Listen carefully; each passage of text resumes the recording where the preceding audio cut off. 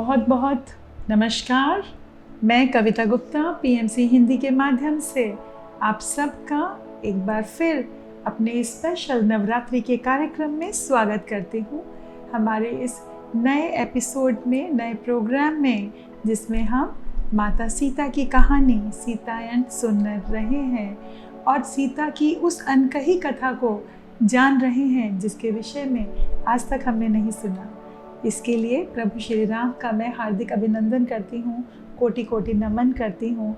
माता सीता का आवाहन करती हूँ, भक्त हनुमान का आवाहन करती हूँ। उनके आशीर्वाद से, उनके प्रेम से वो मुझे सक्षम करें कि मैं वो बात, वो आध्यात्मिकता का पाठ, वो अलौकिक प्रेम जिसे प्रकट करने के लिए प्रभु श्री राम और माता सीता ने इस पृथ्वी पर अवतरण लिया, उसको आप तक प्रकट करने में मैं माध्यम बन सकूं। मैं इस किताब की लेखिका डैना मरियम जी का भी पीएमसी हिंदी के माध्यम से धन्यवाद करना चाहती हूँ, जिन्होंने ये बहुत सुंदर, अनोखा, अद्भुत, अनूठा उपहार हर भारतीय को दिया।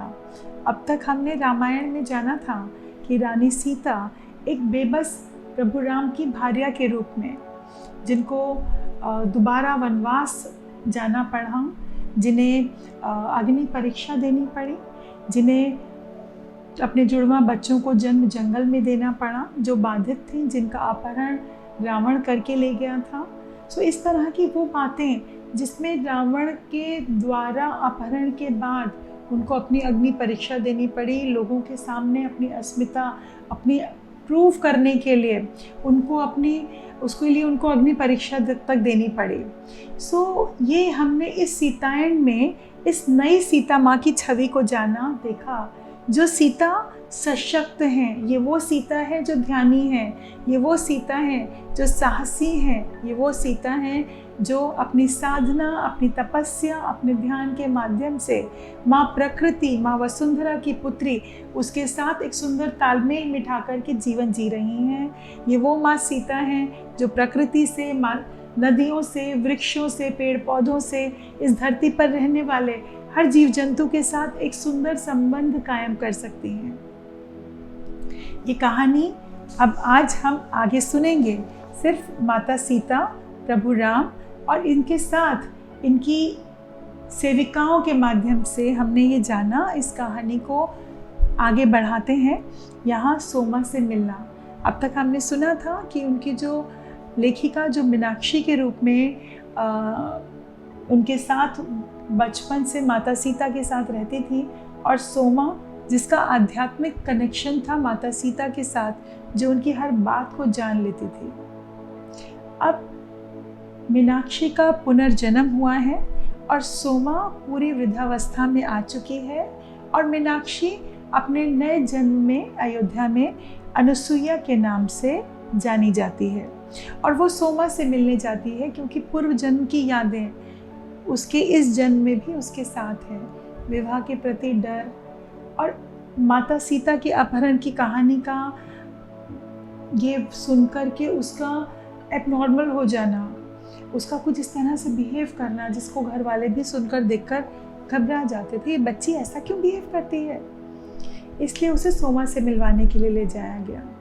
और सोमा की कुटिया में जैसे ही अनुसुईया ने प्रवेश किया, उसके चेहरे की तरफ देखकर सोमा मंद मंद मुस्का उठी।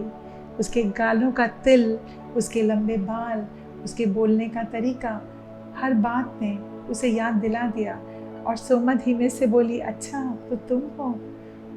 अनुसुईया इस बात का मतलब नहीं समझी, पर सोमा समझ चुकी थी।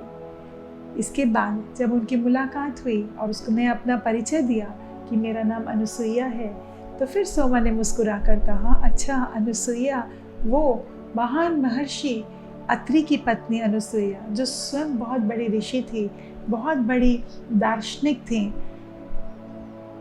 इस कहानी के माध्यम से डैना मरियम जी ने हमारे प्राचीन भारत में, हमारे उस आध्यात्मिक पद्धति को जो हमारे देश में हजारों हजारों वर्ष पूर्व वो ऋषिकाएँ, जो ऋषि पत्नियां थीं, जो स्वयं भी विवेकशाली थीं, बहुत बड़ी विदुषी थीं, जिनको बहुत आध्यात्मिक ज्ञान था, जो उन ऋषियों के साथ कंधे से कंधा मिलाकर उनका सहयोग किया करती थी, उनकी छवि भी बहुत सुंदर तरीके से प्रस्तुत की है। यहाँ किस प्रकार अनुसुईया के विषय में बताया गया कि वो अपनी साधना से सूखाग्रस्त पृथ्वी पर मंदाकिनी नदी को स्वर्ग से लेकर आई थी। है ना बहुत सुंदर बात फ्रेंड्स। मैं यहाँ आपके समक्ष इस पूरी कहानी का कुछ सार जो है वो प्रस्तुत करने की कोशिश कर रही हूँ, पर इसके साथ ही मैं इस बात का भी ध्यान रखने की कोशिश कर रही हूँ कि कहानी के जो इंटरेस्टिंग प्रसंग हैं, जो मनोरंजक प्रसंग हैं, जो शिक्षादायक प्रसंग हैं, वो सब उसका उसी फॉर्म में वो रहे ताकि आपको पढ़ने में भी इस पुस्तक को मज़ा आए। तो सीताएं ज़रूर पढ़िए दोस्तों, और इसके साथ आध्यात्मिक उन्नति भी करेंगे, आप ध्यान भी करेंगे और सीता माँ की ऊर्जा के साथ भी स्वयं को जोड़ पाएंगे। यहाँ कहानी को आगे बढ़ाते हुए जब सोमा से मिलने के लिए जाती है, वो बताती है कि क्या प्रॉब्लम थी, वो क्यों मिलने के लिए आई है। तब अनुसुईया की माँ बताती हैं कि ये बच्ची जब भी ये कहानी सुनती है कि किस प्रकार रावण ने सीता का अपहरण किया था, ये परेशान और विचलित हो जाती है। सोमा से पूछती है, तुम्हें क्या लगता है कि क्या हुआ होगा। तो अनुसुईया कहती है, मैं ये मान ही नहीं सकती कि माता सीता बेबस थी, कमज़ोर थी, लाचार थी और कोई उनका अपहरण करके ले जाए। ये संभव ही नहीं, क्योंकि वो इतनी ज़्यादा सशक्त थी और वो इस अपने आप की रक्षा करने के लिए वो पूर्णतः सशक्त और सक्षम थी। उन्हें किसी बाहरी सहारे की ज़रूरत ही नहीं थी। और फिर जब वो राम के साथ थी, प्रभु श्री राम, उनके साथ होते हुए ये कहानी मुझे तो बिल्कुल समझ में नहीं आती, ये कैसे संभव हुआ, ये क्यों हो सकता था। सोमा मुस्कुराती है और कहती हैं कि इस कहानी के पीछे ऐसा हुआ था और ऐसा होने के पीछे एक बहुत बड़ा उद्देश्य था, जो प्रभु राम और माता सीता के जीवन का उद्देश्य था। बेशक वो लाचार नहीं थी, जो कुछ भी उनके जीवन में घटना घटित हुई, जो भी हो रहा था, वो उनकी अपनी ही इच्छा से हो रहा था, उनकी सहमति से हो रहा था, क्योंकि उन्हें पता था उनके जीवन का उद्देश्य क्या है, उन्होंने क्यों इस धरती पर जन्म लिया है। वे जानती थी कि वे वनों में जो ऋषि मुनियों के आश्रम हैं, उनके संरक्षण के लिए आई हैं। वहाँ बनाए हुए जो गुरुकुल थे, ब्रह्मचारी थे, उनके जीवन की रक्षा करने के लिए और उन वेदों को, उस ब्रह्म ज्ञान को संरक्षित करने के लिए, ताकि आने वाली भावी पीढ़ियाँ अनेक युगों के बाद भी उस ज्ञान को जान पाए और अपने जीवन में उसको आचरण में लेकर आ पाए। यही कारण था जिसकी वजह से रानी सीता और श्री राम वन में गए। इसके साथ एक और बहुत अच्छी बात, उन्होंने कहा चाहे कारण कोई भी हो, चाहे ऐसा मानते हैं कि कैकेयी माँ के अब उनके कड़वाहट की वजह से उन्होंने जो प्रभु राजा दशरथ से जो वरदान लिया, जिसके अंतर्गत उन्होंने कहा कि प्रभु राम को 14 वर्ष का वनवास हो और मेरे पुत्र भरत को राज सिंहासन मिले, चाहे ये कारण होता या कोई और कारण भी क्यों ना होता, ये तो एक कारण बन गया, कैकेयी निमित्त बन गई। ये ना भी हुआ होता तो कोई और कारण होता, क्योंकि प्रभु राम और माता सीता के जीवन का उद्देश्य साफ था। वो इस धरती पर एक अलौकिक प्रेम का संसार, एक अलौकिक प्रेम का, नए सिद्धांतों का, वैश्विक सिद्धांतों का, जो संपूर्ण सृष्टि के लिए, सबके लिए एक हों, उनकी नींव डालने के लिए इस पृथ्वी पर आए थे। उन्होंने यहाँ एक और बहुत अच्छी बात कही कि प्रकृति में सब कुछ इतनी प्रचुर मात्रा में है, इतना भंडार है, सबके लिए सब कुछ प्रचुर मात्रा में है। आवश्यकता सिर्फ इतनी है कि मनुष्य लोभ ना करे। और ये लोभ के विचार, लोभ की भावना यदि विश्व के किसी एक कोने में भी कहीं हो रही हो, किसी एक व्यक्ति की भी ऊर्जा से हो रही हो, तो वो पूरे विश्व को प्रभावित करती है। और कुछ ऐसा ही हो रहा था उस काल में। रावण जो लोभ का, अहंकार का प्रतीक था, वो दक्षिण से इस प्रकार की लालच की ये भावना पूरे विश्व में फैल रही थी वहाँ से। वो औरों पर आक्रमण कर कर, औरों का शोषण कर कर, औरों की धन संपदा पर अपना अधिकार जमाना चाहता था। हर वो चीज़ जो उसे अच्छी लगे, जो उसे पसंद आए, वो चाहता था वो उसकी हो जाए।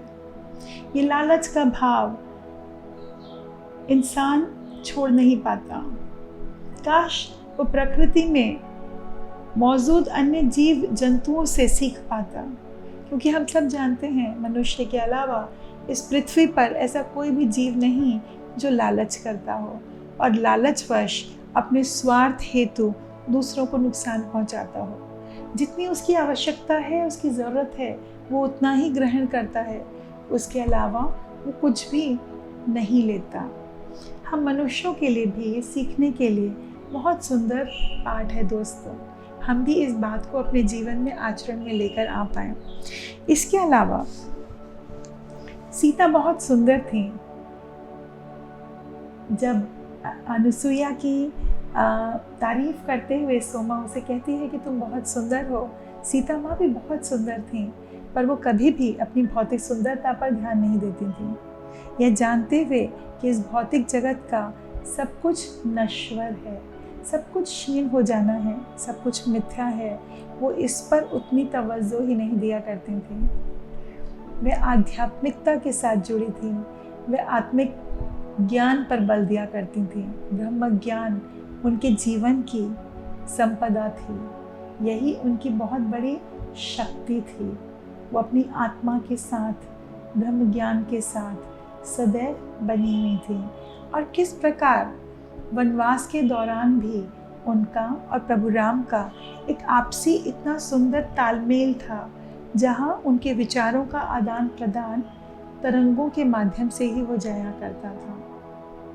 और एक तरह की प्रकाश की जैसे किरणें होती है ना, जैसे एक सूरज उसकी किरणें चारों तरफ फैलती हैं, इसी प्रकार वो कहते हैं कि जैसे मानो प्रभु राम और माता सीता एक ही सूरज की किरणें हो या स्वयं सूरज ही क्यों ना हो, उसी सूरज का ही वो दोनों हिस्सा थे, जो पूरे जगत को अपने प्रकाश से चारों तरफ रोशनी दे रहे थे। इसके साथ ही माता सीता और प्रभु राम का एक और उद्देश्य भी था। माता सीता ने अपने बचपन में जो वन्य संपदा की जानकारी और ज्ञान हासिल किया था, ये उनके 14 वर्ष के वनवास के दौरान उनके लिए बहुत लाभप्रद हुआ। किस प्रकार वो आश्रमों में और अन्य लोगों को भी जंगल में खेतीबाड़ी का ज्ञान दे पाएं कि किस प्रकार पृथ्वी पर अन्न उगाकर अपनी आवश्यकताओं की पूर्ति की जा सकती है। यहाँ तक कि असुरों को भी कि मानव को मारना या जीव जंतुओं को मारना आवश्यक नहीं, आप अपने उदर की पूर्ति के लिए खेतीबाड़ी कर कर अनाज उगा सकते हैं। उसके लिए किसी भी जीव की हत्या करना शोभ्यमान नहीं, उसकी आवश्यकता नहीं, क्योंकि हर जीव उसी परमात्मा का बनाया हुआ है और हम सबसे प्रेम कर सकें, ये बहुत खास है और बहुत इम्पॉर्टेंट एक शिक्षा थी जिसको देने के लिए वे आई थी। प्रकृति के नियमों को जानना और उन्हें पालन करना, ये भी माता सीता के उत्तरदायित्वों में से एक था, जो उन्होंने अपनी इस 14 वर्ष के वनवास के जीवन में जिया। यहाँ अनुसुईया को सोमा एक और बहुत अच्छी बात बताती है, किस प्रकार मिथिला में जीवन जीते हुए उन्होंने उस परंपरा को आजीवन निभाया जो राजा जनक ने उन्हें दी थी। कोई भी अतिथि आए, आगंतुक आए, उसको अच्छे भोजन से उसको खाना खिलाना, उसका आदर सत्कार करना, सम्मान करना, इस परंपरा को माता सीता ने भी आजीवन निभाया। यहाँ तक कि वनवास में भी उनके द्वार पर जो भी कोई भिक्षा मांगने आता, उनसे जो भी कोई मिलने आता, वो उसको भोजन देती, उसका सत्कार करती। और यही परंपरा सोमा ने भी आजीवन निभाई। आश्रम में जो भी उससे मिलने आता, जो उससे खाना, वो सबको खाना खिलाती, खुद बनाकर बहुत प्रेम के साथ। जितने तपस्वी आते, जो भी आते माता सीता की कहानी उनसे सुनने के लिए, वृद्ध होते हुए भी आश्रम में हर आने वाले का वो अपने हृदय से स्वागत करती और अपने हाथों से खाना बनाकर खिलाती। एक बार के प्रसंग में वो कहती हैं कि कैसे अकाल के समय, राजा जनक के समय, उनके राज्य में जब सूखा पड़ गया था और अनाज की कमी हो गई थी, तब कैसे कोई मांगने वाला आ गया और मांगने वाले को जो सेवक थे राज्य के, राज दरबार के, उसने सोचा अनाज की तो कमी है, उनको मना कर दिया जाए, क्योंकि राज भंडार में भी धीरे धीरे अनाज की कमी हो रही थी। तो उसने उनको लौटा दिया। जब राजा जनक तक ये बात पहुंची और उन्हें पता चला कि उनके दरवाजे से किसी मांगने वाले भिक्षुक को ऐसे ही लौटा दिया गया है, तो उन्होंने सेविका को बुलाकर बहुत प्यार से समझाया, क्रोध से नहीं, प्यार से, बहुत प्यार से समझाया कि यदि तुम्हें लगता है कि राज दरबार में या राजभवन में खाने की या किसी भी प्रकार की कोई कमी है और हम उसकी आपूर्ति नहीं कर पा रहे, तो उस दिन तुम मुझे और माता सुनैना को खाना मत परोसना। पर यदि कोई भी आगंतुक हमारे द्वार पर आता है, उसकी सेवा होनी ही चाहिए, उसको भोजन खिलाकर तृप्त करना हमारे राज्य की परंपरा है, हमारे देश की परंपरा है, जिसे हम सब आज भी अतिथि देवो भव के नाम से निभाते हैं। अतिथि का स्वागत करना पंच महायज्ञों में से एक है। ये वो परंपरा है जो ऋषि मुनियों ने हमारे देश में हमेशा हमेशा से चलाई है, जिसे राजा जनक ने हम तक पहुंचाया। माता सीता को इस परंपरा को, इसको आजीवन अपने जीवन का अभिन्न हिस्सा बनाया। अब सोमा अनुसुईया को और उसकी माँ को बहुत सी कहानियाँ सुनाती हैं जो माता सीता और प्रभु श्री राम ने वन्य जीवन में अपने 14 वर्षों के वनवास के दौरान उसने देखी थी, उस प्रकाश पुंज के माध्यम से। वो प्रकाश पुंज सोमा के लिए किसी टेलीविज़न से कम नहीं था, शायद किसी आज के टाइम में वो बात करें तो इंटरनेट के जैसे, जिस प्रकाश पुंज के माध्यम से वो प्रभु राम और माता सीता जहाँ भी होती, जो भी बात करते, वो सब सोमा तक भी पहुँच जाता था। अपनी उन्हीं कथाओं को याद करते हुए वो सारी कहानियाँ अनुसुईया को सुना रही हैं। यहाँ वो बताती हैं कि किस प्रकार प्रभु राम, सीता और लक्ष्मण जब अत्रि ऋषि और अनुसुईया ऋषि के पास मिलते हैं तो वो उनको किस प्रकार उनका आदर सत्कार करते हैं, उन्हें अच्छी बातें बताते हैं। और उन्हें जाते समय अनुसुईया अपने कहती है, मुझे तो सीता तुम्हारे पास देने के लिए मुझे कुछ भी नहीं है, सिवाय इसके कि मेरे जो इतने वर्षों की तपस्या के ध्यान का फल है वह मैं तुम्हें देती हूँ। ये तुम्हारे आने वाले समय में तुम्हारी सुरक्षा का काम करेगा, एक कवच का काम करेगा। और इस प्रकार वो उनको ये भी कहते हैं कि अब आपको अपनी यात्रा दक्षिण की ओर करनी चाहिए, ताकि वहाँ के वन समुदायों की भी जीवन की रक्षा हो सके। जिस प्रकार आपने इन इतने वर्षों में वन्य जीवन में वनों में रहने वाले समुदायों की रक्षा की है, उनका कृषि विकसित करने में उनकी सहायता की है, वही आवश्यकता अभी दक्षिण की ओर भी है। और यात्रा करते करते अपनी यात्रा के 14 वर्षों के अंतिम वर्ष वे पंचवटी की ओर पहुंचते हैं। और पंचवटी बहुत सुंदर स्थान है, बहुत अच्छी जगह है, जहाँ नदी गोदावरी बह रही है और वहाँ सुंदर सुंदर फूल खिले हैं, बहुत मोहक वातावरण है। ये देखकर वो बहुत खुश हो जाते हैं और वहीं रहने का डिसाइड करते हैं कि हम यहीं रहेंगे। माता सीता को भी गोदावरी में अपनी पुत्री नज़र आती है। वो नदियों से बात करती हैं, वो गोदावरी से बात करती हैं। तब गोदावरी उन्हें बताती है कि यहाँ दक्षिण से आने वाली कुछ असुरीय शक्तियाँ भी हैं जो लोगों को डराती धमकाती हैं। उन्होंने ये लोगों को कहा कि वे नदियों को सुखा देंगे, और वो ऐसा करते भी थे। और नदियों में मौजूद जनजीवन को, जीव जंतुओं को भी वे नष्ट कर देते थे। और किस प्रकार वो जंगल में रहने वाले उन जन समुदायों को अपने आतंक से दुखी किया करते थे, क्योंकि वे दक्षिण के बहुत नज़दीक आ चुके थे और दक्षिण की वो आसुरी मायावी शक्तियाँ वहाँ के लोगों को काफ़ी परेशान किया करती थी। ऐसे में ही वहीं पास में ही ऋषि अगस्त्य और उनकी पत्नी लोपामुद्रा का आश्रम भी था, जहाँ एक बार वो मिलने के लिए गए। वहाँ ऋषि अगस्त्य ने उन्हें बताया कि किस प्रकार ये असुर लोगों को हैरान परेशान किया करते हैं, और यहाँ तक कि उनके ऊपर उनके कोई भी मंत्र और शस्त्र काम नहीं करते, क्योंकि रावण ने अपनी माया से वह शक्तियाँ हासिल कर ली हैं कि उस पर इन मंत्रों का कोई असर नहीं होता। यहाँ यह बात तो स्पष्ट हो चुकी थी कि वो जिस छावनी में, जिस इलाके में आ गए थे, वो रावण का इलाका था, जहाँ उसके असुर, उसके सेनापति आकर लोगों को सताया करते थे और परेशान किया करते थे। प्रभु श्री राम ने कहा, चिंता न करें, अब हम आ गए हैं। पर साथ ही उन्होंने सीता माँ और लक्ष्मण को सतर्क भी किया और चेतावनी भी थी सीता माँ को कि जैसे आप गोदावरी नदी के किनारे औषधियों की, जड़ी बूटियों की तलाश में चली जाती हैं दूर, अब आप अधिक दूर न जाया करें। और इसके साथ ही उन्होंने ऋषि लोपामुद्रा को और अगस्त्य जी को भी, ऋषि अगस्त्य को भी आश्वासन दिया कि वे हर प्रकार से यहाँ के लोगों की सहायता करेंगे। और लोपामुद्रा ने उनको गुप्त मंत्रों से उनको कुछ शिक्षा दी और कहा कि ये वो मंत्र हैं जो मायावी रावण तक आज तक नहीं पहुँचे हैं। कुछ ना कुछ ये बातें उन्हें चिंतित भी कर रही थी। यहाँ रानी सीता अपने विवाह से पूर्व उस समय को याद करती हैं जब उन्होंने अपने स्वयंवर के समय रावण को देखा था, और बड़े अचंभित होकर पूछती हैं, उस समय तो रावण इतना शक्तिशाली नहीं था, अब अचानक क्या वह इतना शक्तिशाली हो गया है।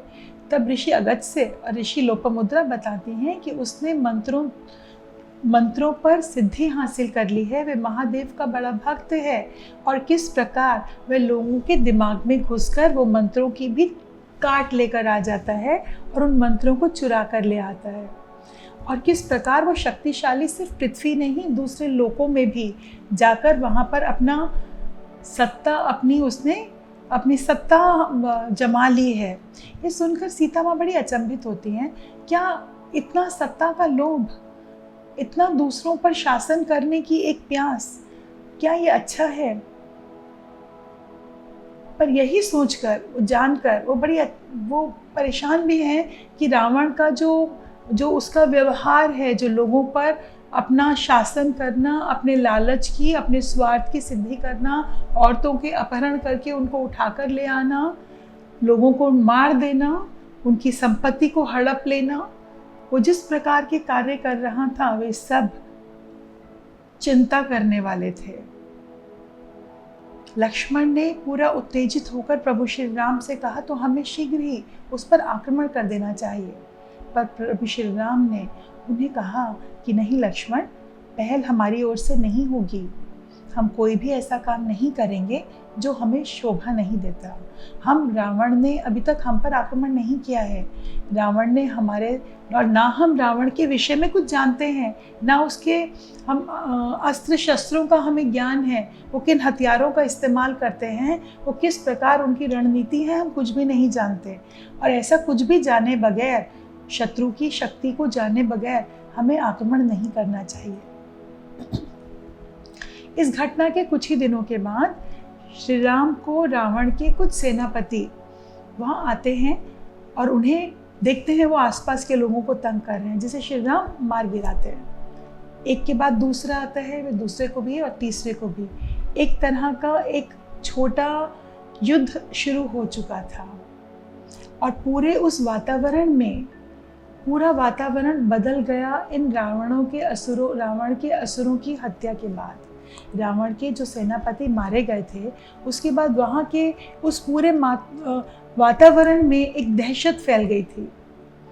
वहाँ के जितने जीव जंतु थे वे भी मानो सहम गए हों, सामने खुला आने से डर रहे थे। सब कुछ बदला बदला था।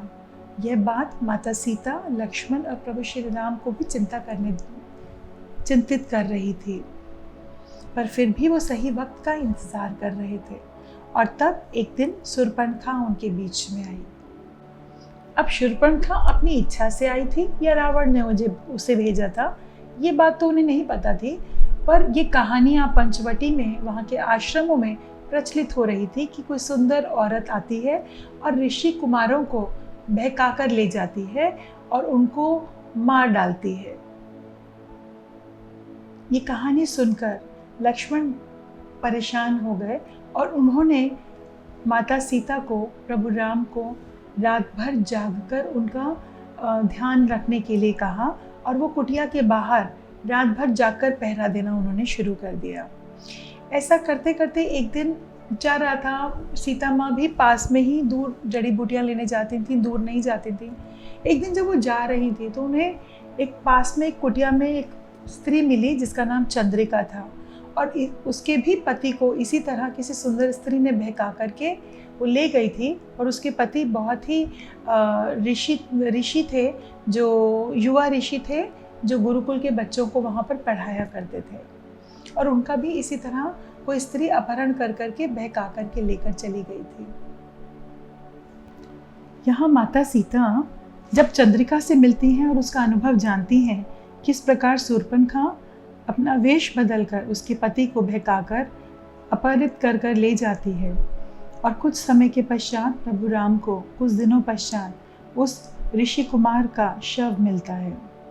और चंद्रिका को जब पता चलता है वो उसका हृदय टूट जाता है, वो बहुत उदास परेशान है।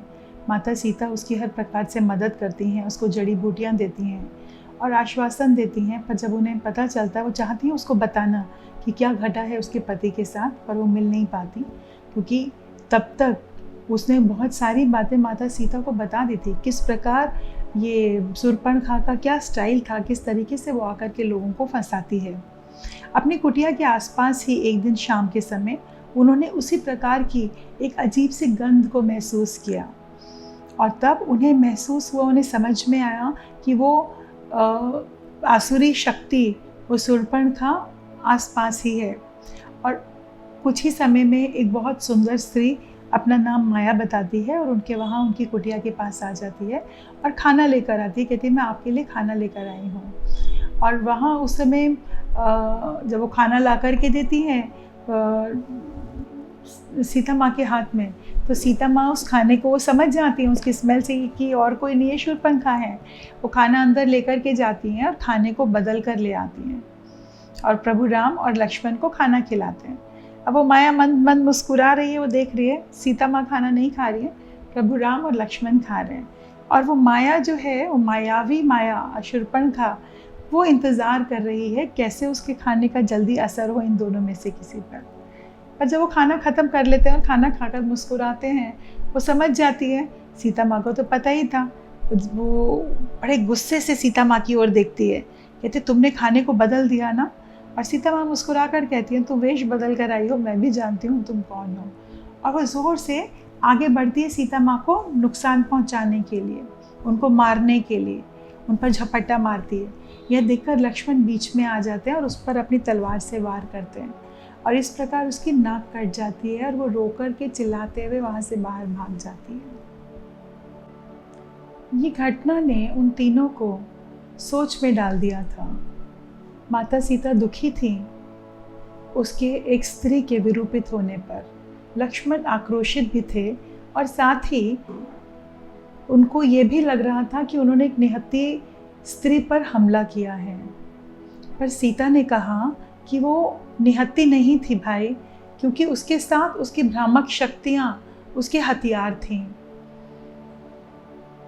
इन सारे चीज़ों के बीच वो रात भर ये विचार विमर्श करते रहे कि उनको किस प्रकार अपनी रणनीति बनानी चाहिए, क्योंकि ये तो वे समझ गए थे, ये नकारात्मक ऊर्जाएं, ये मायावी शक्तियाँ उनके बीच तक आ पहुँची हैं, और अब शीघ्र ही उनका मुकाबला उनके साथ होने जाने वाला है।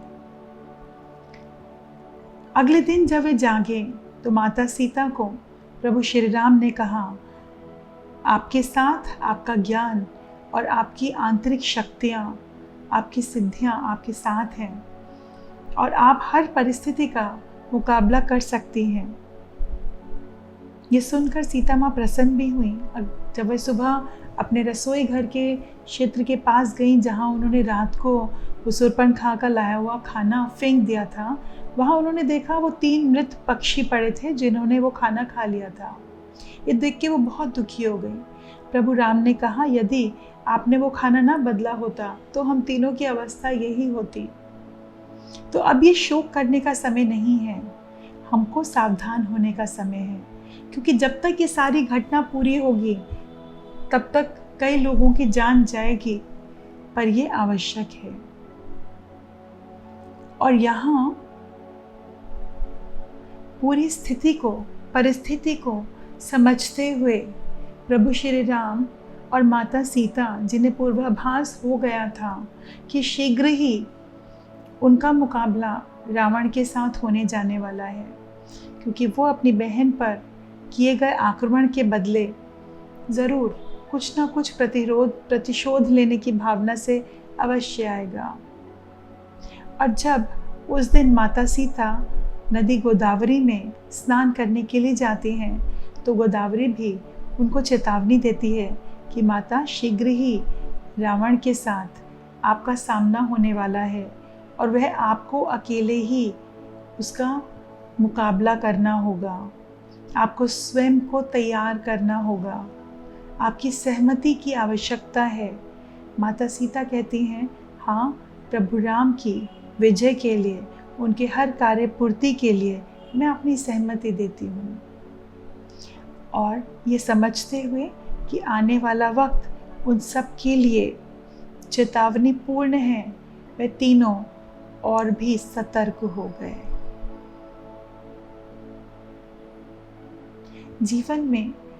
अपने जीवन में हर परिस्थिति के साथ एक कॉन्शियसनेस के साथ जीना। जीवन में सकारात्मक और नकारात्मक दोनों ऊर्जाएं हमारे साथ हैं। अपने बीच जब कभी हम नकारात्मक ऊर्जा को देखें, इस तरह के लोगों को देखें, तब हमें सतर्क होने की आवश्यकता होती है और अपनी सकारात्मक ऊर्जा को बढ़ाने के लिए, कॉन्शियसनेस को बढ़ाने के लिए ध्यान का सहारा लेना होता है। रानी सीता, महारानी सीता याद करती हैं उस पल को जब बालपन में, युवावस्था में उनके पिता महाराज जनक ने उन्हें रावण के आने पर उससे बात करते हुए स्वयंवर के समय सीता को अपने साथ रखा था।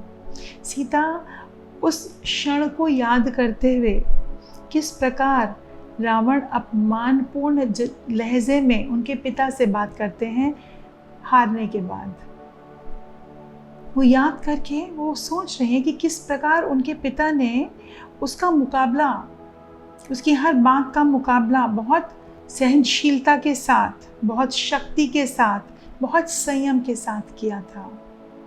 और वह मन ही मन अपने आप को दृढ़ कर लेती हैं कि जब भी वह सामने आएगा, वह भी उसका सामना करने के लिए मानसिक रूप से तैयार हैं, सशक्त हैं, दृढ़ हैं। वे डरेंगी नहीं, वे घबराएंगी नहीं, वे हर स्थिति का मुकाबला करने के लिए तैयार हैं, क्योंकि उनके साथ प्रभु राम की शक्ति है, उनके साथ उनके जनक बाबा का आशीर्वाद है। तो चलिए दोस्तों, ध्यान के साथ हम भी अपने आप को दृढ़ संकल्पी करें कि जीवन में आने वाली हर नकारात्मक परिस्थिति का हम भी सामना कर सकें अपनी सकारात्मक ऊर्जा के साथ, अपनी ध्यान की शक्ति के साथ, अपने दृढ़ संकल्पों के साथ, अपनी संकल्प शक्ति के साथ। हम जो करना चाहें वो बिना डरे, निर्भयता से आगे कर पाएं। आंखें बंद कर लेंगे, अपने दोनों हाथों की उंगलियों को आपस में ऐसे बांध लीजिए, अपने पैरों को क्रॉस करके गर्दन सीधी, कमर सीधी, आरामदायक स्थिति में शांति से सुखद आसन में बैठकर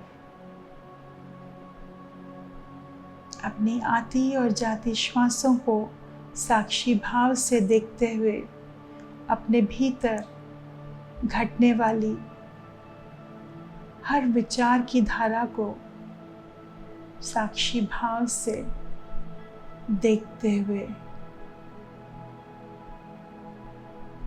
शांति से, प्रेम से, निडरता और दृढ़ता के साथ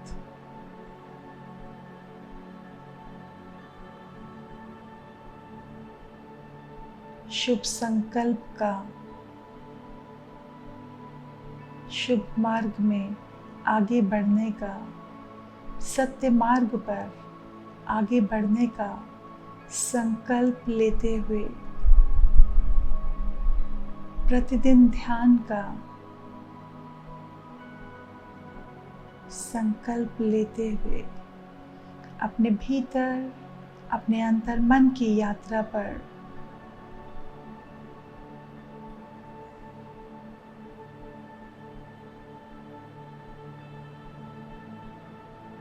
गहराइयों तक, अपने मन के उन अंधेरे कोनों तक जहाँ आपके भीतर कोई डर छिपा हो, कोई भी नकारात्मक ऊर्जा हो, नकारात्मक विचार हो,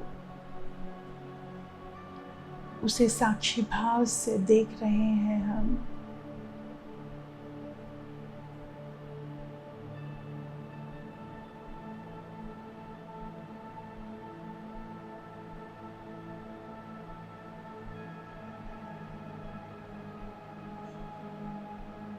हमारे ही भीतर वह सकारात्मक ऊर्जा भी है जो हर प्रकार की नेगेटिव एनर्जीज को, नेगेटिव थॉट पैटर्न्स को हमसे दूर कर सकती है। यह निर्भर केवल और केवल हम पर करता है। हम किन विचारों को पोषित कर रहे हैं।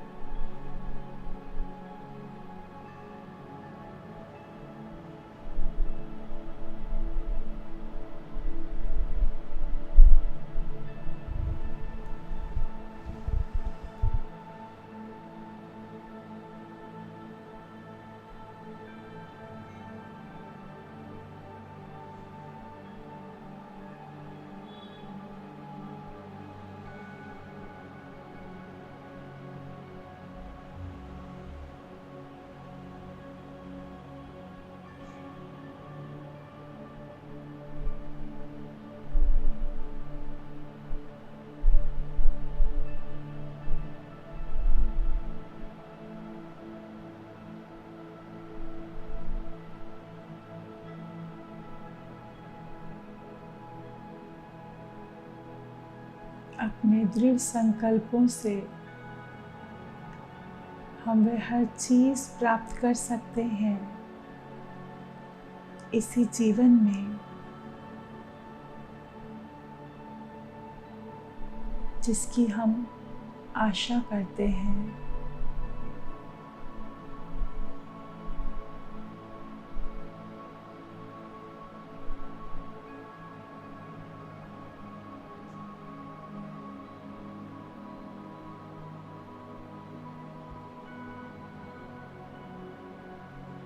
अपनी आती और जाती सांसों के साथ बने रहिए दोस्तों।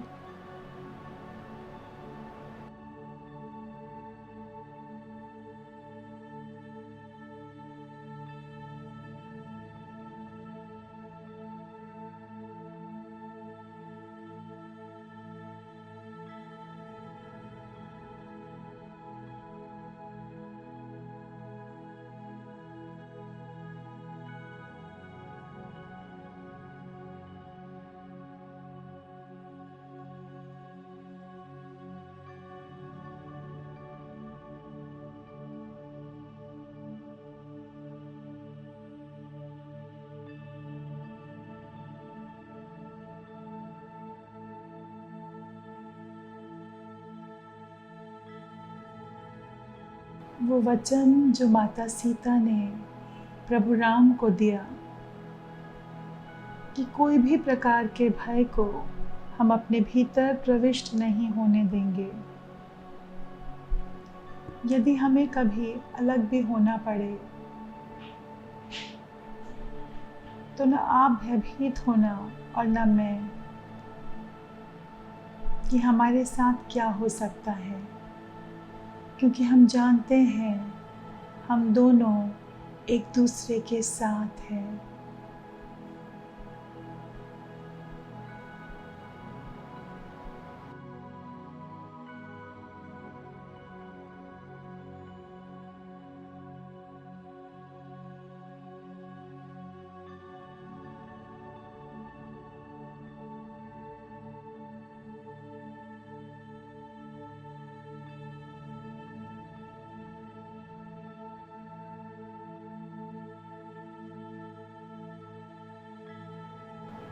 भगवान राम जानते हैं कि सीता वो सितारा है जो उनके जीवन को मार्ग दिखाता है।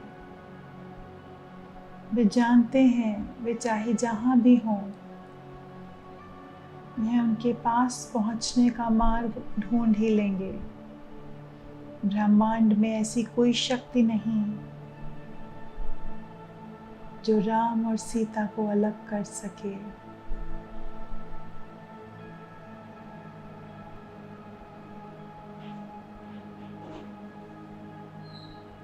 यह सीता का प्रेम ही है जो प्रभु राम को ही नहीं, सभी ब्रह्मांडों में प्रेम की ऊर्जा को जीवित रखता है।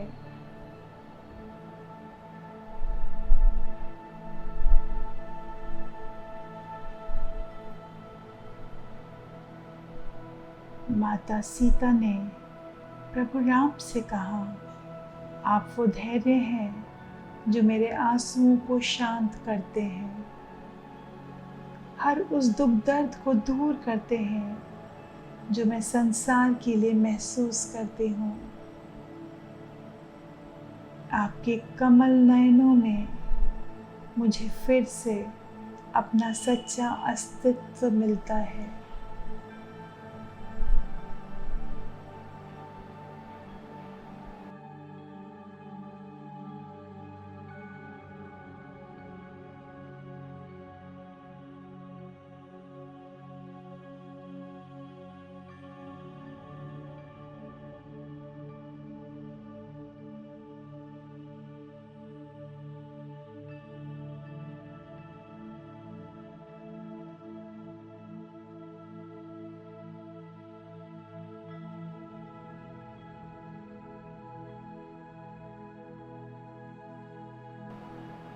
प्रभु राम और माता सीता वे दिव्य शक्ति हैं, शक्ति के स्रोत हैं जो केवल एक युग में नहीं, हर युग में, हर काल में, हर समय, हर प्राणी के साथ उसके जीवन की रक्षा करते हैं। उसमें प्रेम की ऊर्जा प्रवाहित करते हैं।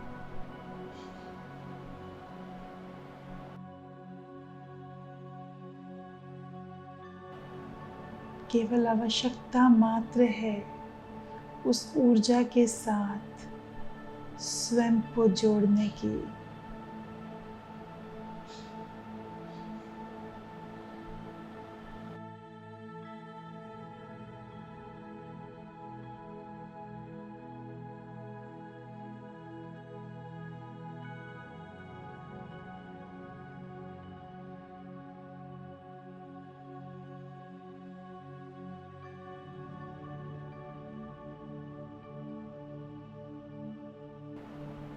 श्री राम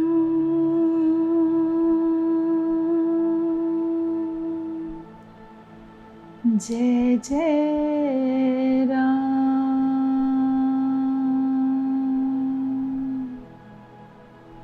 श्री राम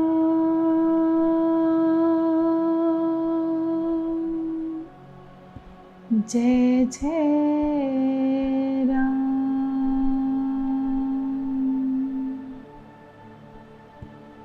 श्री राम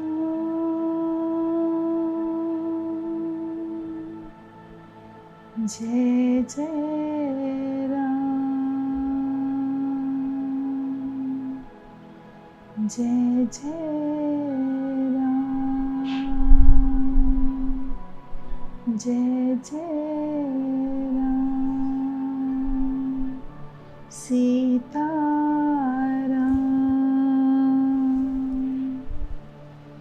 मेरे राम,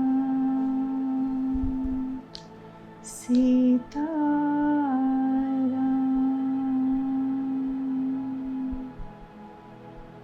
जय जय राम,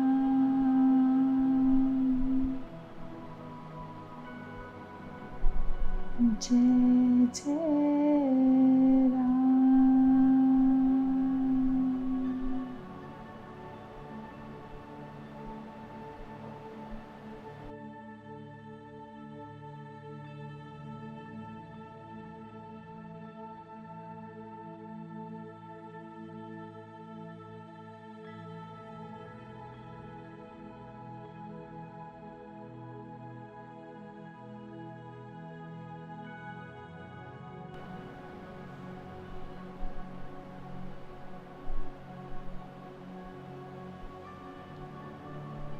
इस ऊर्जादायक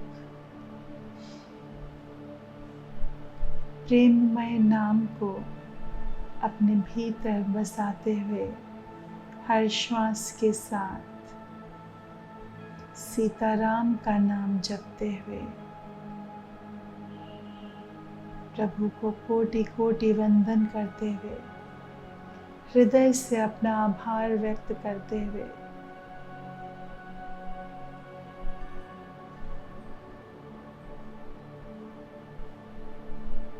इस जीवन रूपी उपहार के लिए, जीवन में मिली हर सुख सुविधा के लिए, प्रेममय परिवार के लिए, हर वो चीज़ जो आपको मिली है,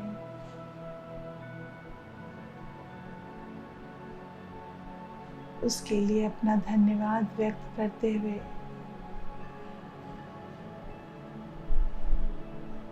स्वयं का भी धन्यवाद करेंगे आज के इस सुंदर ध्यान के लिए। इन ऊर्जा भरे नवरात्रि के दिनों में प्रभु राम और माता सीता की ऊर्जा के साथ बने रहने के लिए आप सबका मैं धन्यवाद करती हूँ।